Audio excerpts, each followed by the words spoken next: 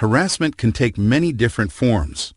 Workplace harassment involves unwelcome and offensive conduct that is based on race, color, sex, sex identity, age, national origin, mental or physical disability, religion, genetic information, reprisal, sexual orientation, marital status, political affiliation, or parental status. Harassment is a form of employment discrimination that violates Title VII of the Civil Rights Act of 1964, the Age Discrimination in Employment Act of 1967, or ADEA, and the Americans with Disabilities Act of 1990, or ADA. Harassment becomes unlawful when enduring the offensive conduct becomes a condition of continued employment, or the conduct is severe or pervasive enough to create a work environment that a reasonable person would consider intimidating, hostile, or abusive. Anti-discrimination laws also prohibit harassment against individuals in retaliation for filing a discrimination charge, testifying, or participating in any way in an investigation, proceeding, or lawsuit under these laws, or opposing employment practices that they reasonably believe discriminate against individuals. Shown here are some examples of harassment. Take a moment to review this list.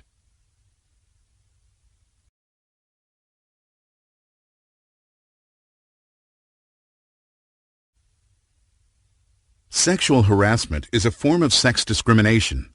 Sexual harassment is defined as unwelcome sexual advances, requests for sexual favors, and other verbal or physical conduct of a sexual nature when this conduct explicitly or implicitly affects an individual's employment, unreasonably interferes with an individual's work performance, or creates an intimidating, hostile, or offensive work environment. The point to remember here is that the behavior does not have to be blatant. Many times it's very subtle. Note that it says explicitly or implicitly. As previously mentioned, harassment can be verbal, nonverbal, or physical in nature. Shown here are some examples of what could constitute sexual harassment.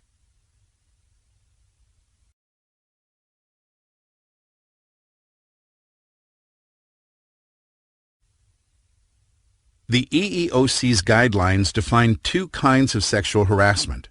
The first type of sexual harassment is quid pro quo, in which submission to or rejection of unwelcome sexual conduct by an individual is used as the basis for employment decisions affecting such individual. The second type of sexual harassment is a hostile work environment, in which unwelcome sexual conduct unreasonably interferes with an individual's job performance or creates an intimidating, hostile, or offensive working environment. We'll be discussing each of these types of sexual harassment.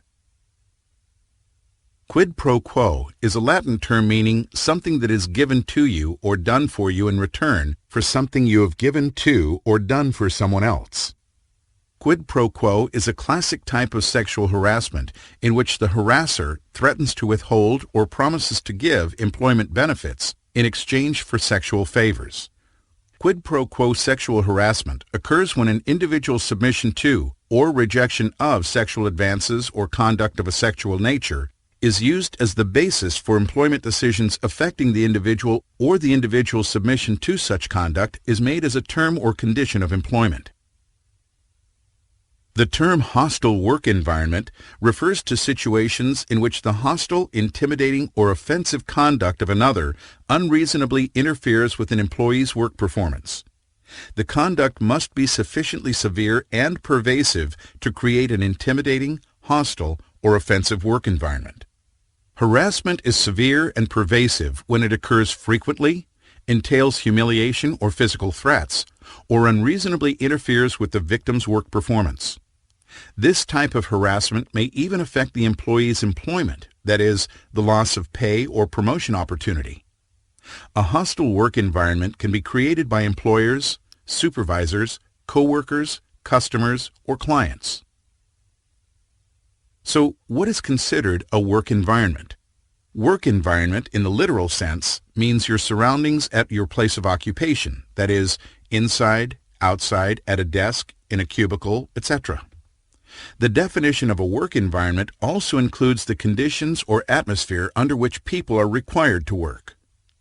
For DON employees, the work environment would be anywhere employees are engaged in official DON business, as well as command-sponsored social, recreational, and sporting events, regardless of location. We've just discussed what constitutes sexual harassment and the different types of sexual harassment. It's important to know that sexual harassment in the workplace is damaging to both employees and the organization. The economic costs of sexual harassment are significant. Even more harmful, however, are the negative effects on productivity and readiness, including increased absenteeism, greater personnel turnover, lower morale, decreased effectiveness, and a loss of personal, organizational, and public trust. While not easily quantified, these costs are real and seriously affect DON's ability to accomplish its mission. Sexual harassment can result or occur in a variety of circumstances. The victim, as well as the harasser, may be a woman or a man. The victim does not have to be of the opposite sex. The harasser can be the victim's supervisor, an agent of the employer, a supervisor in another area, a coworker, or a non-employee. And the victim does not have to be the person harassed, but could be anyone affected by the offensive conduct. All cases of sexual harassment will be investigated in accordance with 10 U.S. Code Section 1561, even if the employee chooses not to pursue under the EEO complaint process. 10 U.S. Code Section 1561 establishes the procedures for processing allegations of sexual harassment. For more information regarding 10 U.S. Code Section 1561, a link to this resource can be found on the resources page of this training site. If you feel that you have been harassed, you should take action as soon as possible. If you feel comfortable enough to talk with the person you feel has harassed you, let them know that their conduct toward you is unwelcome, is unacceptable, and must not continue. You can report the incident to your supervisor or the alleged harasser's supervisor. You can also report the incident to your local EEO office. It's important that you keep good documentation to support your claim of harassment. Document every incident in writing with details about the other person's behavior and how you responded to it.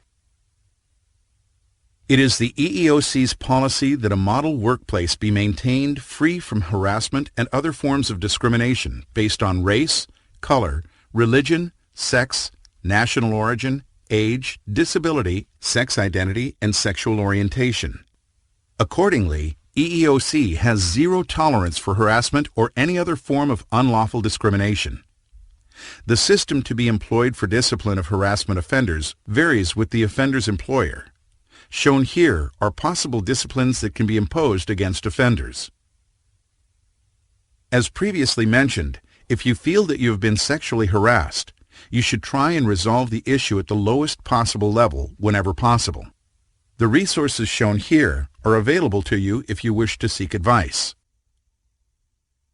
During this module, we discussed what constitutes harassment, the different types of harassment, and what you should do if you feel you have been harassed. Let's take a moment to see what you've learned. Question: if you feel you have been harassed, you should A. Ignore the problem. Addressing the issue will only escalate problems. B. Respond promptly. If comfortable, tell the offender that the conduct is unwelcome. C. Document every incident in writing with details. D. Both B and C.